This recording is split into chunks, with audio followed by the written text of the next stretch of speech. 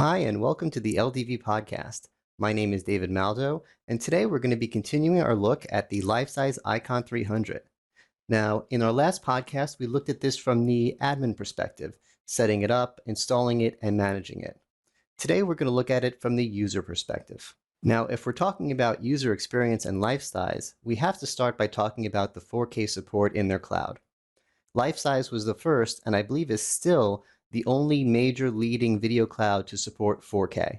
And it's important to note not just 4K in the video, but also in the content share. Obviously, for certain vertical markets, healthcare and medical applications jump to mind, 4K video and 4K content share could really be crucial. So if you're thinking for a casual huddle room session, you want something that's affordable, mass deployable, and you don't really need for people to see you necessarily in 4K. 1080p is more than enough, but you still want to be on a 4K network and be able to receive 4K and, more importantly, share content in 4K. The Icon 300 is really a perfect compromise. And if you are in a larger meeting room where you do want the 4K, the Icon 500 and 700 do support 4K in the primary video as well. Now, unfortunately, we can't demo the 4K here. We record these videos in 720p. You'll have to see it for yourself. But over the course of this evaluation, my team and I was very impressed. Okay, so let's take a look at the user experience, starting with making a call from the device itself. So from the touchpad control on the speakerphone, there's several ways to start a meeting.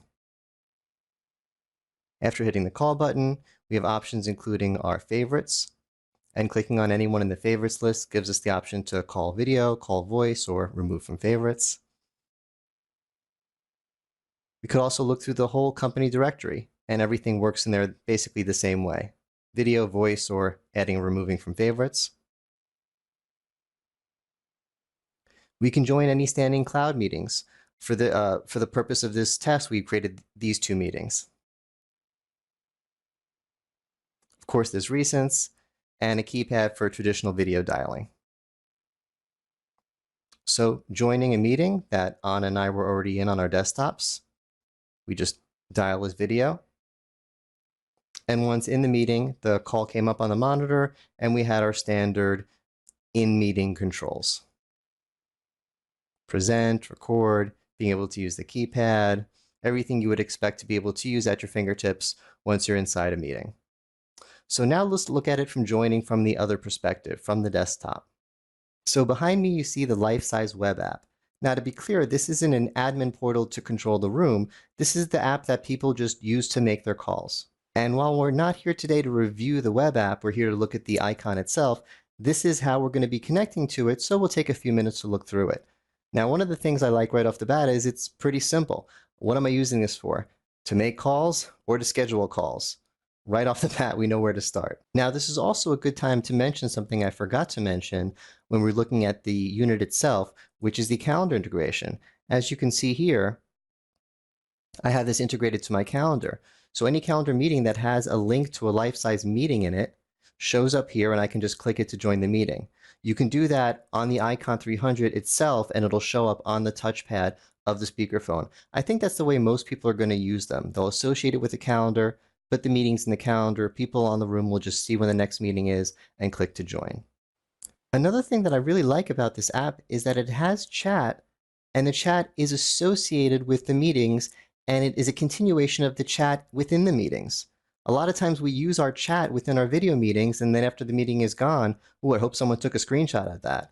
The chat in this app, we have our two regular meetings that we set up for this test, our test cloud meeting and our weekly strategy session. Anything we say in those meetings then shows up here as part of a persistent chat, showing that meetings are part of a longer workflow. It's about the project. It's about getting things done. I really like the thought behind that. And that's pretty much all there is to it. The rest is contacts, room systems, meetings. Those are just things you click to join your meetings. You can call directly to a room system, call directly to someone in your contacts, or join into a meeting. But I love that you could do it as part of the workflow. Let's go back to the chat. Let's go to our cloud test meeting, and let's join the video meeting from here. Okay, so I'm in a meeting. You are the only participant in the meeting.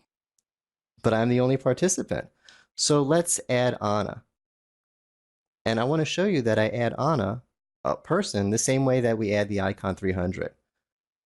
So I click Add a Participant. Type in Anna. She's in the directory.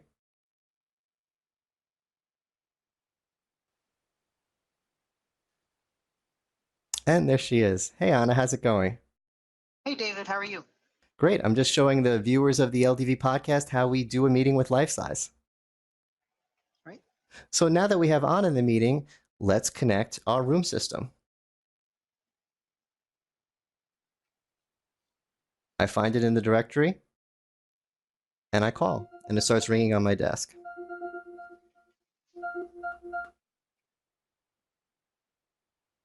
And I'll mute so we don't get a lot of feedback. Okay, so we're in the call. There we are. And I want to say a little something about the view. When Lifesize first suggested this project to me, I said, well, I work from a home office, so when I review meeting room projects, I go to one of those spaces where you can get a room temporarily, and I'll do the eval there. And they said, no, we don't want you to do that. That's a traditional meeting room system. This is for the huddle space. This is a really wide field of view camera, so that it'll work in any room. That little room where all you have is a desk that people are using temporarily, it'll work there. Just put it on the corner of your desk. And I said, okay, let's see how it goes. But it's fine. And this is strange. I can reach out and touch it. If you can reach out and touch it, that's sitting too close. That shouldn't work for a traditional meeting room system, but it works. It's a reasonable angle. If I had 2 or 3 more people sitting around me, we could be working here and having a pretty effective meeting. So I think they really proved the point about this just being usable in any space. So we've connected our calls. We've seen what the experience is like. This is a pretty short video because it's pretty simple. There's not a lot of buttons. There's not a lot of confusion. You just install it and you make your calls. So on behalf of the Let's Do Video team, thank you, Lifesize, for this project. This is a really fun eval. And we hope everyone enjoyed this. If you have more questions, you could find out at lifesize.com. And you can follow us at letsdovideo.com. Thanks.